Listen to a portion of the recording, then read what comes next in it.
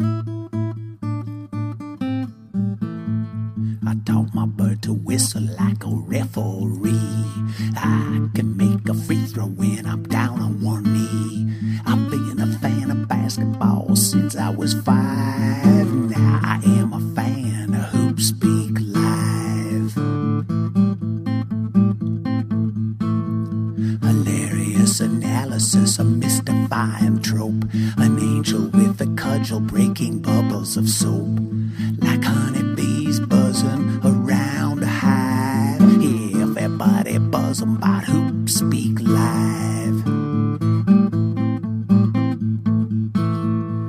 Hey, welcome to HoopSpeak Live 105. I'm your host, Beckley Mason, with Ethan Sherwood-Strauss and Zach Harper. Today's show is brought to you by Brandon Knight. Good humor, bad luck, the Brandon Knight story. If you didn't see his tweet, if you weren't one of the gajillions of people who didn't see his tweet, one of the tweets of the year, it wasn't in the scouting report that the Clippers threw lobs, LOL. Basically a perfect way to handle that, I think. And, of course, then he has the bad fortune of turning an ankle. Sorry, Brandon. But let's move on to some good news, which is that the Nuggets and Grizzlies are both on fire. I'm going to just lay out some statistics here, and then I want us to talk about which team you think is better and if either are really a threat. So Nuggets, 9 in a row, 4 wins on the road, which is big for them. 112 O rating, 100 D rating. Grizz, 12-1 in last 13, 5 road wins, 104-94 split, just suffocating defense. Guys, either of these teams going to get out of the second round? Yes, I could say second round for either team. I'm just going to chat block Zach because we know how Zach feels, especially on the Nuggets. He's a well-known, if not infamous, Denver Nugget hater. I don't believe either team can get to the finals, but depending on where they're placed, depending on in that whole Western Conference how it shakes out, beyond the Thunder and OKC, it's all up for grabs, and those two teams are vulnerable in their own ways. So, yeah, I could see it. No. I like both these teams a lot, despite what Ethan says. I love this Nuggets team. They're fun. They leak out. They're running. JaVale McGee does crazy things. Andre Miller has a big butt. I love all of this. I love everything about them, except they can't shoot.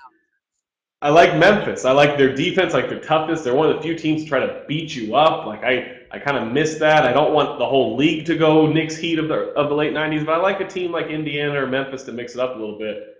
But they're just – I don't see these teams getting past the Spurs, the Thunder, or the Clippers. Clippers could be a tougher matchup than anything just because I think that you have so many perimeter weapons with that team. Thunder do too, obviously, but so many weapons that can break you down and get into the middle of the floor, and that's really where a team like the Nuggets struggle to defend once the ball gets in the middle of the floor. So I don't see it. I don't see how they get past the second round. Into the second round, I'm all for it. They're a 4-5 matchup. One of them's got to do it, right? They can't both lose.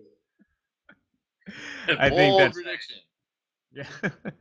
I think what's been interesting here is that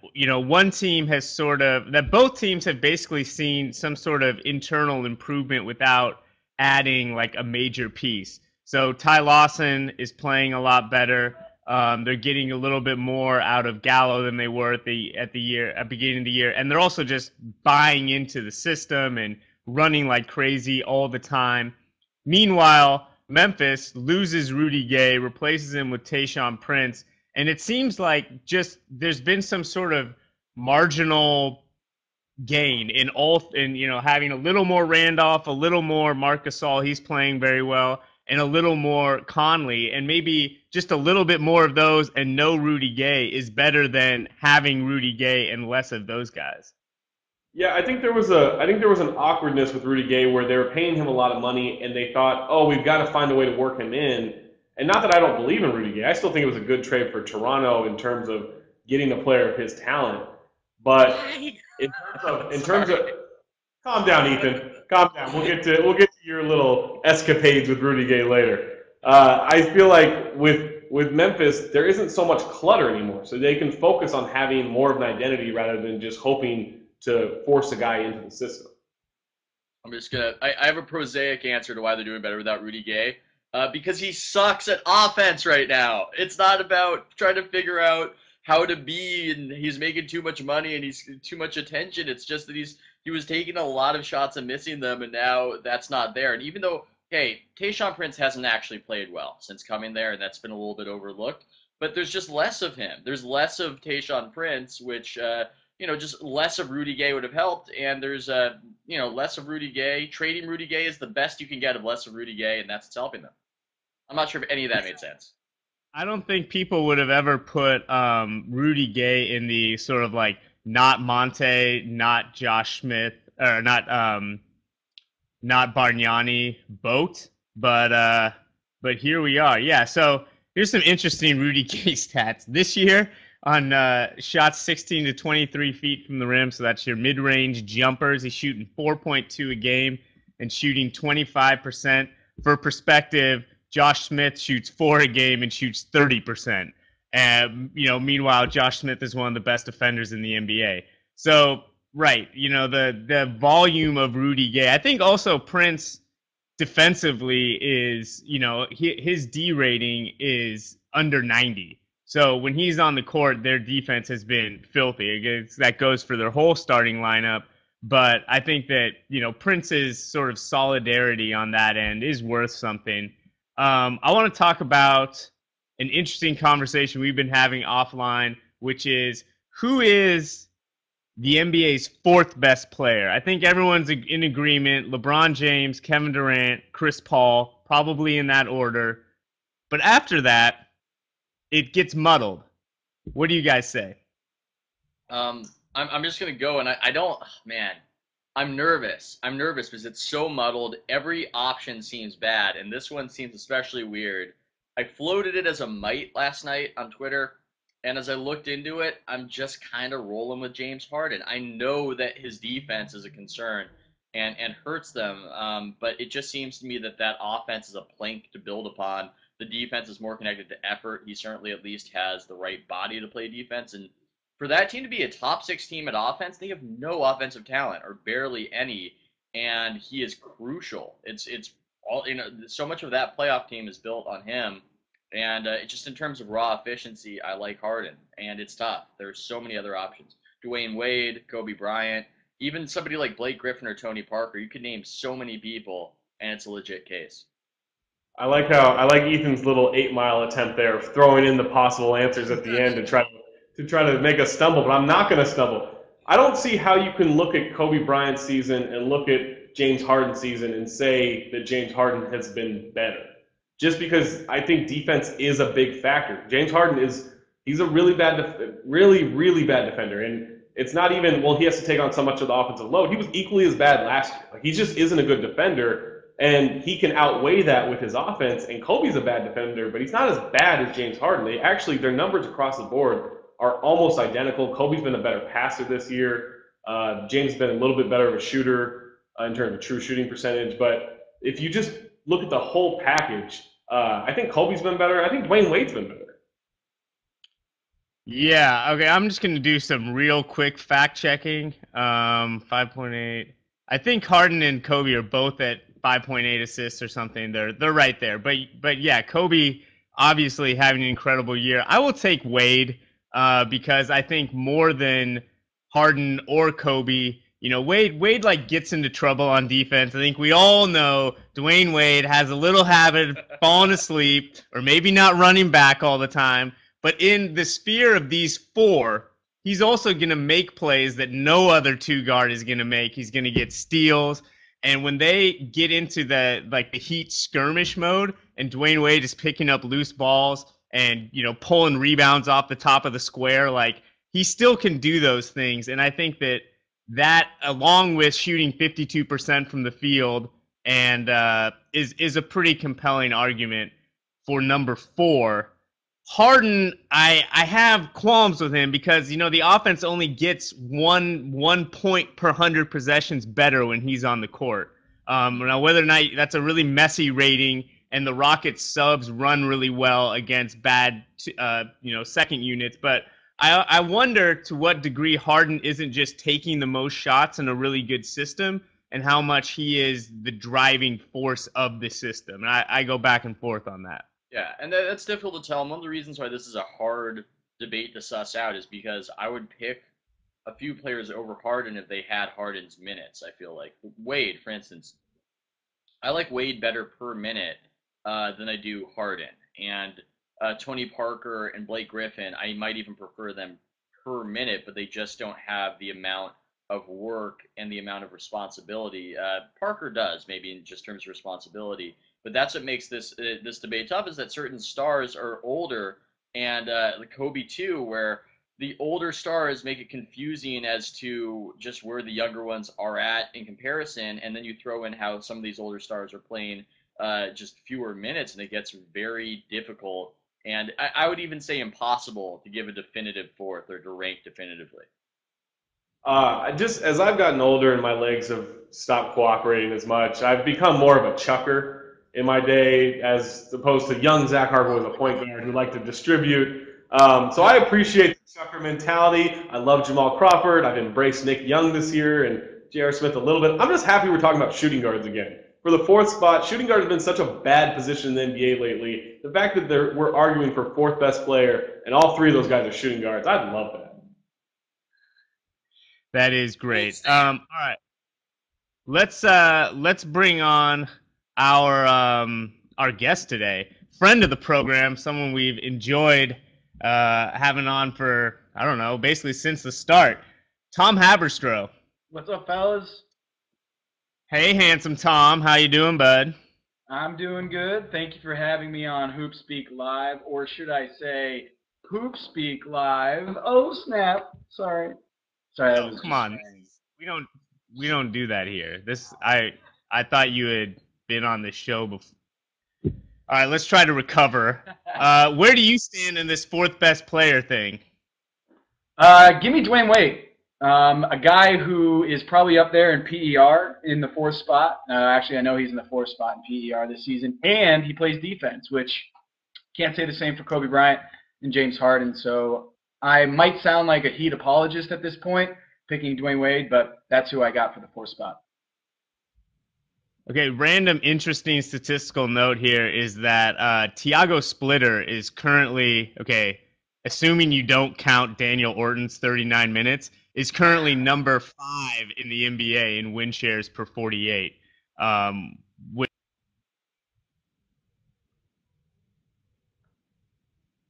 Did he freeze? Yep. Frozen Beckley? Oh my God. Okay, Tom.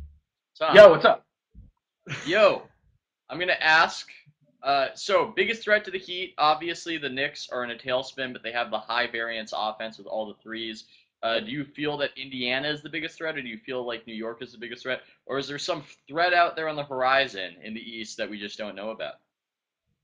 Can I go with neither? Or maybe, you know what? I'm going to go with the Milwaukee Bucks as the upset team. I just think they're a high-variance team, really good defense. They always give the Heat problems, dating back to when the Big Three came together a few years ago. So if I'm going to pick like a dark horse candidate to take down the Heat, it's probably like 0.5% chance. Milwaukee Bucks. I'm going to go with them. Why not? Tom, you had an excellent piece on the win streak today. 18 games. I feel like I've got a video thing that's supposed to record tomorrow about the win streak. Are we jinxing this win streak? Is it going to end with Atlanta tonight? Yes, I jinxed it because I heard through the grapevine that you were going to tape that, and so I totally jinxed it for you. So you're welcome. Yeah. No, I don't think that this Heat streak is going to go much further. I know they look great, but the odds say that they're probably going to end it after they win 20 games, and they go into Milwaukee on the road on Friday, and the numbers say 40% chance that they take it to 21 games. So it's not likely that they get past 20. It's not super unlikely though either, I guess. 40%. I mean, I would take that. Okay, Dwight Howard is a 49% free throw shooter. Are you confident he's going to hit it? I don't believe in Dwight Howard the same way I believe in LeBron and Wade, I guess, right now. Okay, so Andre Drummond Do you believe that he's going to hit his next free throw? Especially with this back injury. But 40% is not a lot. But when you put it in like realistic terms, when you have these guys at the free throw line who shoot 40%, you're not feeling all that confident. So it can go further. There's a 26% chance, 1 in 4 chance that they tie the Houston Rockets record in 2008, 22 games. So that's not bad. Yeah. I'm hoping the Drummond's back injury works out like Rookie of the Year and it magically fixes his free throw shooting somehow. But I'm wondering, Tom, do you ever think about where this team ranks among the all-time teams if they make the finals again? Because we're in this funny era where they're not really trying that hard in the regular season, and this win streak seems almost aberrational. So do we almost have to reformat how we judge the best teams to not include regular season record? I think they've got like an extra 2 gears. LeBron was asked this the other day, and he's like, yeah, I think we can do better than what we are right now. And everyone's like, whoa, you're winning 18 in a row. How could you possibly be better? Here's one reason. They are playing Norris Cole 25 minutes a night, and that guy is terrible, but he's got a cool haircut, and he plays hard, and he's young, so people like excuse the fact that he's like a 35% shooter, and he can't hit threes, and he's a good on-ball defender, terrible off-ball defender, and he drags them down. And a lot of people are like, oh, that's so mean, but they cut his minutes by 10 minutes per game last year in the playoffs, and I think they're going to do it again, and I think they're going to hit another level where they're going to have Dwayne Wade, LeBron James, and Chris Bosh just playing a lot harder. But right now, it's hard to rank them among the all-time best teams because their winning percentage isn't all that great overall, and their point differential isn't all that great. So we're going to have to hold that conversation until the playoffs. Right. You one of the things you've written is that they've just been, they've been dominating in the clutch, and that's how you win those close games, which a lot of people think are more coin flips than a typical, when you go into the contest. I want to ask you about, during this win streak, not vulnerability per se, but Indiana and Memphis both did about as good of a job, to me it looked like, on LeBron as a team can do. What did you think about the defense they played against him? And is there some sort of emerging model for what you want to do against James as a team and maybe one-on-one? Well, again, I'll point back to the fact that if Norris Cole's on the court, that's the only way you're going to beat this team. Because for some reason, everyone changes their game when he's on the floor. So the only shot that these teams have is when they don't spread the floor with Shane Battier and Ray Allen. Because it's impossible to guard LeBron James. There is no blueprint when he is surrounded by shooters. You can hope to slow him down, but you're not going to stop him. And the thing with the Indiana Pacers, I think they really missed Danny Granger in that game on Sunday because Paul George just had nothing going, and they couldn't go to anyone else for offense on the wing. So not only is Danny Granger going to throw a body at LeBron James, but he's going to take a lot of energy and burden off of Paul George because they just didn't have any answers once Paul George was locked up. And weird thing, did you guys notice that Ray Allen bottled up Paul George in that game? It was really, really, really bizarre. If Ray Allen can bottle up Paul George, this is going to be a sweep by game 3. Paul George couldn't dribble. He can't dribble ever. 8,000 people just talked at the same time. I couldn't hear what you guys were saying. I was just saying Paul George was having trouble dribbling in that game, and I think his playmaking has obviously improved, but maybe a little bit overblown at this point. They were really aggressive with him, and he seemed a little bit flustered.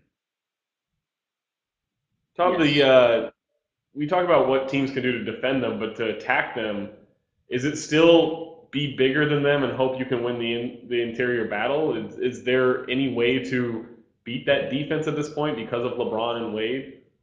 You're going to have to swing the ball on them. That's the only way you're going to be able to beat the Heat is move the ball around the perimeter and hit that corner 3 in the on the weak side because the Spurs do this brilliantly, and that's the one team that I think could really take the Heat down. It's one of the things that I always wanted to see last year in the playoffs, Heat versus Spurs, who's going to win. I don't think going inside against the Heat really works because the worst play in the game is a post-up. And as soon as you do that, it's going to slow the offense down, and it's not going to really give you much of an advantage. People think that the Heat are small inside, but Chris Anderson is a big body shot blocker, and Chris Bosh is not terrible. So the way you beat the Heat is get them running around and not being able to pick up that weak side. Yep. Like the Spurs can. So that's the way you beat the Heat. It's not going big, I don't think. I agree. I think the Mavericks are still the model, right? Is a team that whips the ball around the court and that slows the pace down but moves the ball. And that's a really hard thing to do against as aggressive as Miami is. But teams can do it, and maybe San Antonio. Ethan, what do you got? I was just wondering, I was trying to make Tom sound like even more of a Heat homer by asking how quickly would they win a series against the Pacers if Mahimi and Hibbert were actually called for defense of 3 seconds every time they committed one? It'd be a 3-game sweep. Be a 3-game sweep. No, Ethan, we've talked about this before, and it is amazing to see when Roy Hibbert is forced to move his feet. It's just really bad. Chris Bosh, one time Chris Bosh had the ball out on the elbow. Roy Hibbert came out to close out on him because Chris Bosh was just draining jumper after jumper. And Chris Bosh just kind of casually dribbled past him and dunked it. And it was like, if this guy if he's stationary off the, in the defensive 3 seconds area, he's really effective. But as soon as you get him moving off his feet, like if he's trying to close out on a shooter, it's bad news. So yeah, 3-game sweep. Zach, did you want to say? I thought you had a final question for Tom. Oh, I didn't know we were done. We were ready for a final question. All right, Tom. It got awkward about a week ago. JJ Barea versus Ray Allen. Who do you have? Are you going to be a homer and take Ray Allen, or are you going to take the scrappy Latino lover fighter guy? I'm going to take JJ Barea. I think Ray Allen is the word pretty? Like, he's too, like, I don't think he would really get into I don't think he would put on his boxing gloves and go into it, because I think he's just, I don't know. I don't see him getting down and dirty and getting in a brawl. I think JJ Barea has no problem whatsoever doing that.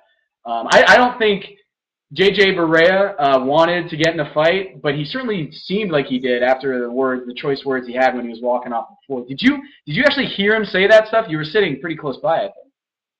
I heard it the second time he said it. It got eerily quiet for a second, and then he said it, and then everyone kind of like started talking again. So I did hear the second one. It was close enough. Yeah, I'd taken JJ Barea. You gotta think about what a guy like Barea has to go through to make it to the NBA. It's like, when you see in football when like the 5'7" guy, 5'7" running back blows up some linebacker, and it's like, yeah, I mean, imagine how many times that guy had to get hit and had to fight for himself in order to get to the NBA. I feel like Barea is the same way. Like, he's just a little psycho sometimes. Also, by the same token, Nate Robinson, who actually played football and is nasty at it, is both small and a football player. So all bets are off when Nate Robinson gets in his face. Known crazy. All right, Tom. Actually, since we do have a little bit of extra time, I'm going to slip this question to you. So this is sort of a stats argument, which is that the best team should play fast because you have more possessions, you maximize, and you have more talent, you maximize possessions, you lower variance, and you give yourself a better chance to win. That's like a very basic summation of that argument. But a lot of good teams... hold on, let me rephrase this.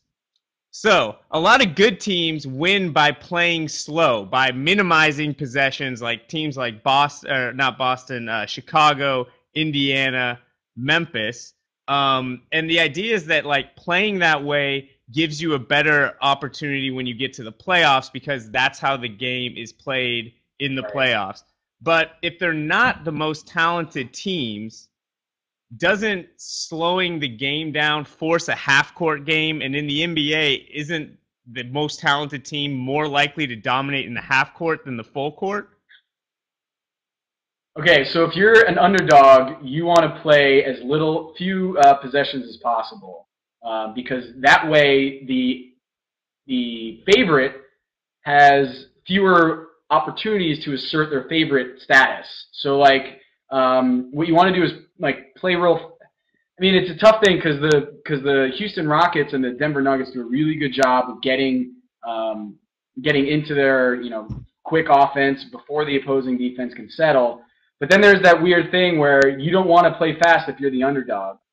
Pressing and having high variance play is usually the way to go. But the flip side is that if you're an underdog, you don't want a lot of possessions for the better team to assert themselves. So it's a weird thing. I think that the Houston Rockets do that because they have great transition players, and James Harden's almost impossible to stop in the open court. As long as you have those guys, I think it's a smart play. But we've seen a lot of teams try to do that, and A, they're just lazy. They don't want to do it. And B, they're not well equipped to go out in the open court. The Heat really, really, really want to play fast for two reasons. One, just like we said, better teams should play faster to assert themselves. But two, no team is going to be able to stop LeBron James and Dwayne Wade in the open court. Problem is they get tired, and they don't want to do that in the regular season. So Eric Spoelstra, you're going to probably see the Heat try to ramp up the speed a little bit here in a stretch run because they want to get into those habits.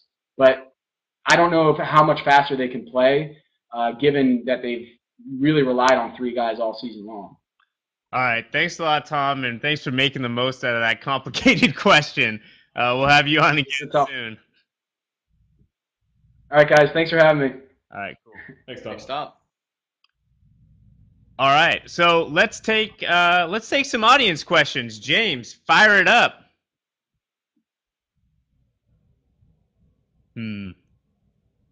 Or I can just put this on the screen. Well, now I think I just deleted the question that James was trying to put on. Basically, we're trying to figure out which team is going to end up atop the Atlantic. The options, I guess, would be Brooklyn, New York, and Boston sneaking in there. What do you guys think? Oof, I'm gonna go with Boston because the Knicks are a mess. They're just a mess.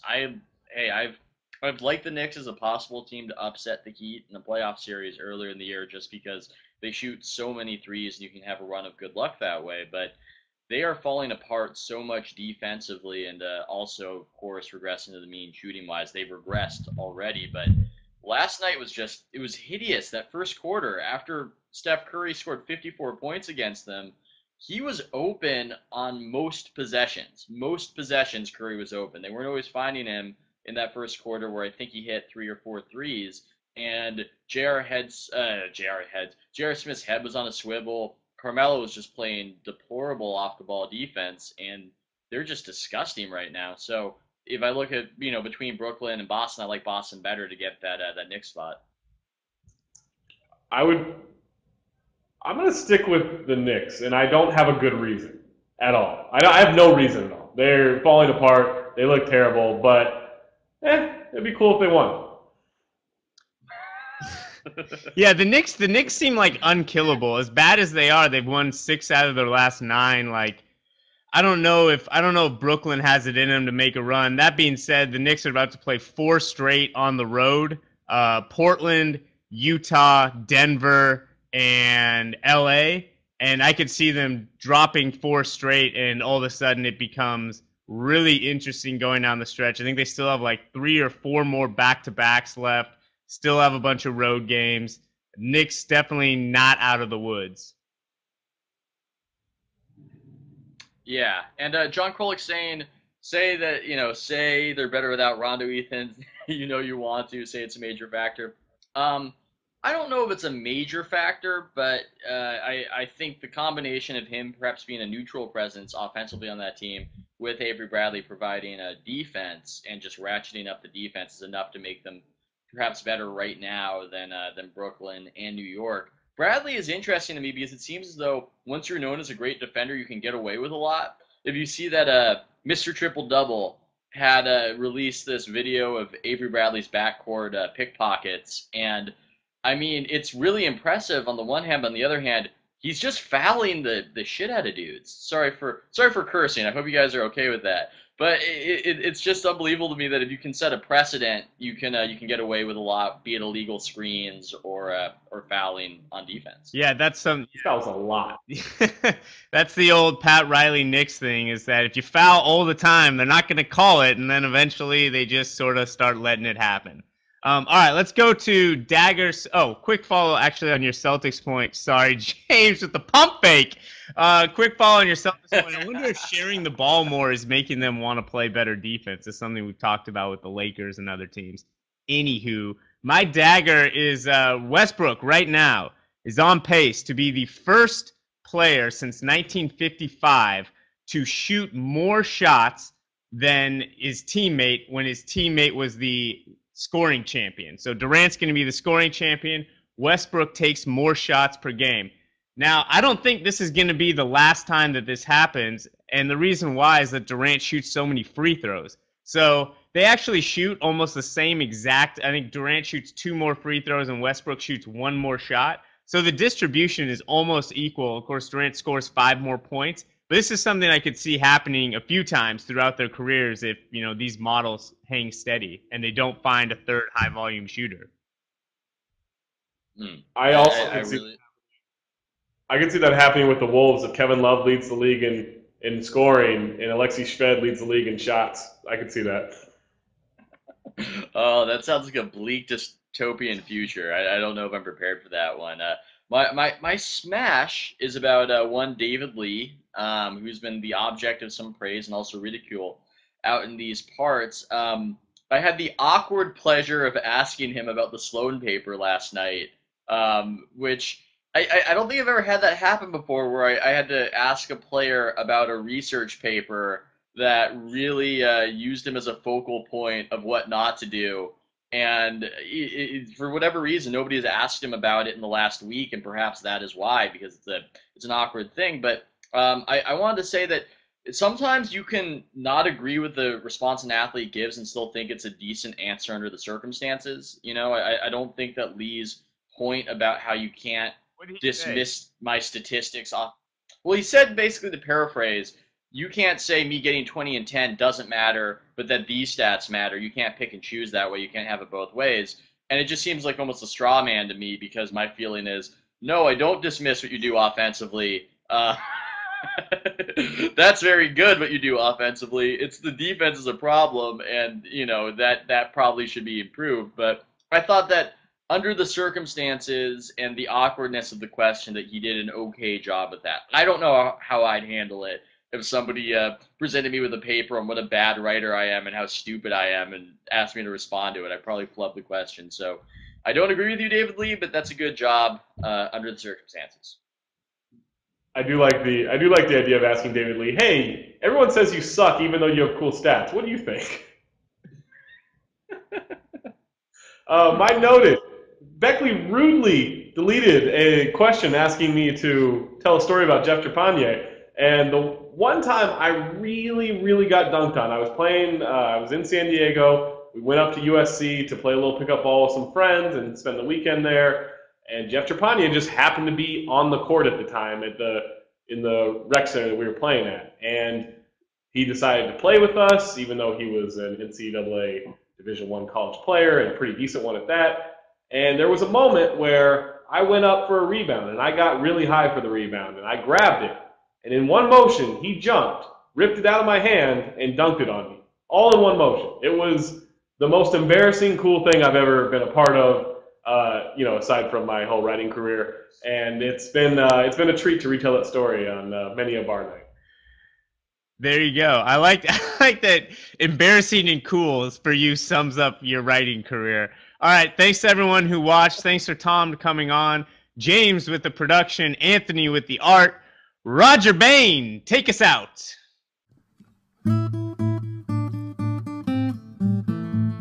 I taught my bird to whistle like a referee. I can make a free throw when I'm down on one knee. I've been a fan of basketball since I was 5. Now I am a fan of HoopSpeak Live. Hilarious analysis, a mystifying trope. An angel with a cudgel breaking bubbles of soap. Like honeybees buzzing around a hive. Everybody buzzing about hoop